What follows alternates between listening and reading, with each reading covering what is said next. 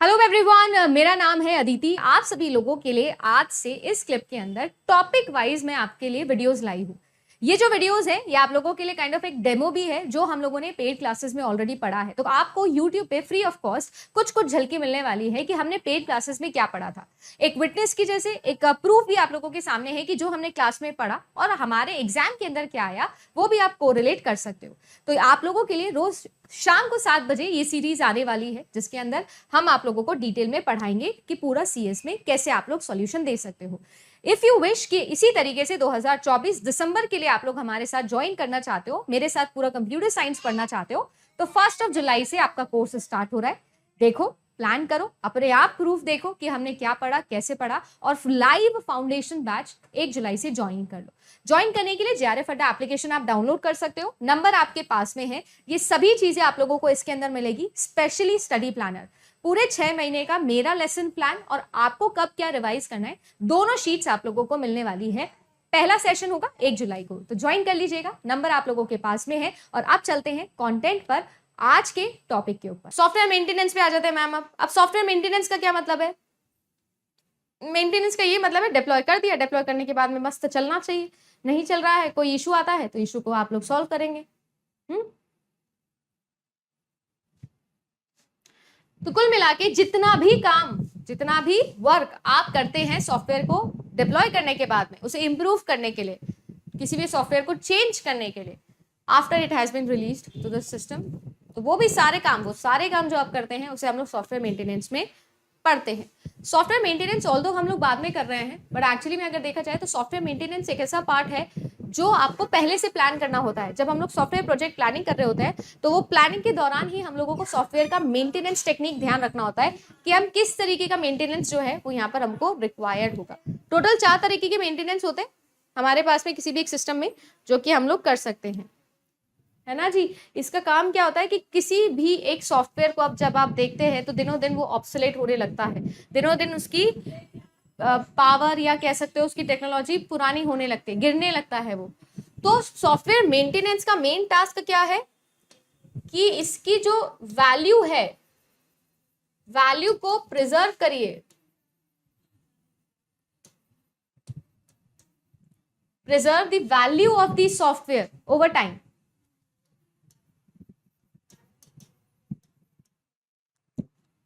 इसके लिए आपका मेंटेनेंस किया जाता है। और जितना भी काम आपने किया है सॉफ्टवेयर को चेंज करने के लिए, जब वो काम करने लग गया था, ऑपरेशंस में आ गया था, डिप्लॉय हो चुका था, उसके बाद जितना भी काम किसी एक सॉफ्टवेयर पे हम करते हैं उसे हम लोग बोलते हैं सॉफ्टवेयर मेंटेनेंस। ठीक है जी। 4 तरीके के सॉफ्टवेयर मेंटेनेंस टेक्निक्स हमारे पास में है।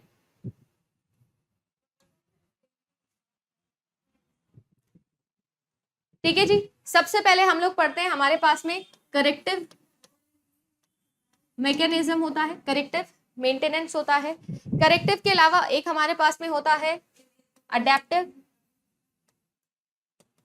एक हमारे पास में होता है perfective,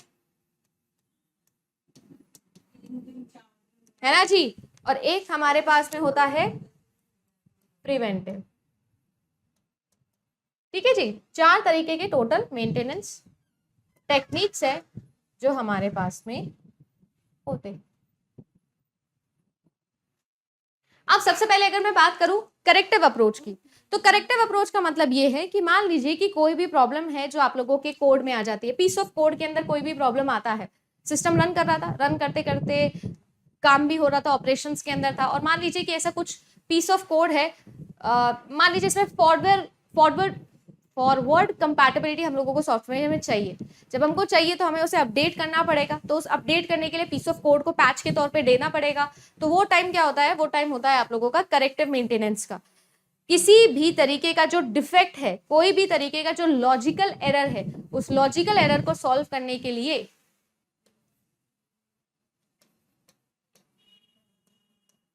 to resolve the logical error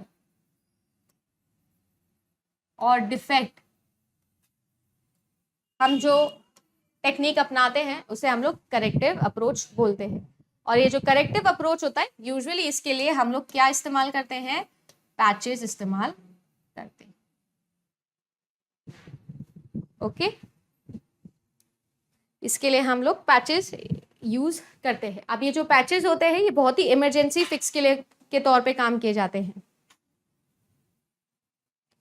ठीक है जी, हम लोग क्यों करते हैं, ये बहुत ही इमरजेंसी पर्पस के लिए किया जाता है। कोई अपडेट आ गया, इमेजिन देखिए आप लोग है, आप लोग मुझे बताते हो ना कि मैम फॉरवर्ड वाला बटन और बैकवर्ड वाला बटन नहीं आ रहा है ऐप के अंदर जो है वो हम स्क्रीन को क्लोज करते हैं या मिनिमाइज करते हैं तो ब्लैक आ जाता है। इस तरीके के जो इश्यूज आते हैं, इन इश्यूज को हम लोग जो रिजॉल्व करना है, इन इश्यूज को रिजॉल्व करने के लिए हम पैच डालते हैं, है ना। अपना जो एंड्रॉइड ऐप है इसके अंदर अपन क्या करते हैं, एक तरीके का पैच डालते हैं।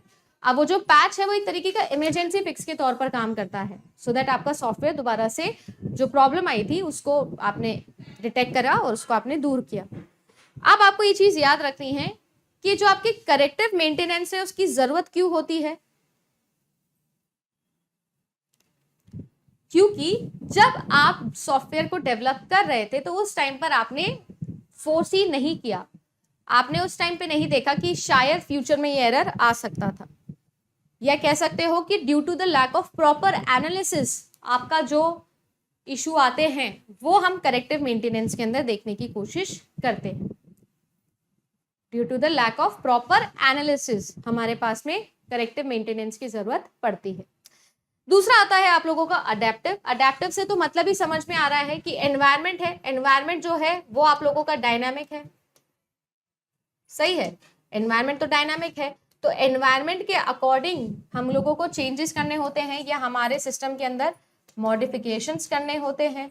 तो ये जो मॉडिफिकेशंस हैं ये हम लोग करते हैं किसके अंदर, अडेप्टिव मेंटेनेंस के अंदर। ठीक है जी, अकॉर्डिंग टू द एनवायरमेंट अलग अलग होते हैं। जैसे आप लोगों को पता है जब सॉफ्टवेयर डेवलप करना शुरू किया था तब कुछ और पॉलिसीज थी, जब सॉफ्टवेयर फाइनली बन के तैयार हुआ और डिप्लॉय होना शुरू हुआ सिस्टम के अंदर तो अलग पॉलिसीज है, गवर्नमेंट की अलग पॉलिसीज होती है, बिजनेस की अपनी अलग पॉलिसीज होती है ना, कंट्री की अपनी अलग पॉलिसीज होती है। तो बेसिकली अकॉर्डिंग टू पॉलिसीज हमको ये लगाना पड़ता है। तो क्योंकि आपका एनवायरनमेंट टोटली डायनामिक है, चेंज हो रहा है, जब बना था सॉफ्टवेयर और जब डिप्लॉय हुआ, यूज करना शुरू किए हो, तब तक बहुत सारे चेंजेस है जो यहाँ पर आ चुके हैं। इसे हम लोग कहते हैं आपका अडेप्टिव। देन आता है आप लोगों का मोस्ट इंपॉर्टेंट परफेक्टिव। परफेक्टिव का मतलब क्या है, आप अपने सिस्टम को क्या बनाना चाहते हो, बेटर बनाना चाहते हो, और ज्यादा बेटर, और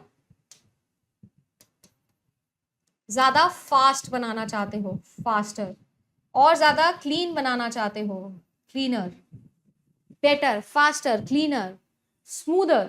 जब आप बनाना चाहते हो किसी भी एक सिस्टम को तब हम उसे बोलते हैं परफेक्टिव आपका maintenance. Enhancing the correct software in order to improve its functionality. ठीक है जी, एक आता है आप लोगों का क्या, प्रिवेंटिव। प्रिवेंटिव तो होता है कि फ्यूचर लेवल पे मेंटेनेंस काम करने के लिए, एकदम मैनेजमेंट काम करने के लिए पहले से आप क्या करते हो, बकायदा पूरे के पूरे डॉक्यूमेंट तैयार करते हो, जिसको हम लोग डॉक्यूमेंटेशन बोलते हैं। प्रॉपर तरीके से आप लोग ऑप्टिमाइजेशन का ध्यान रखते हो। ठीक है जी, पूरी तरीके से आप लोग अपडेशन का ध्यान रखते हो, कैसे अपडेशन होना है, कैसे होना है। तो आप लोग फ्यूचर अपडेशन का ध्यान रखते हो। ये क्या है, ये आपके प्रिवेंटिव मैकेनिज्म है।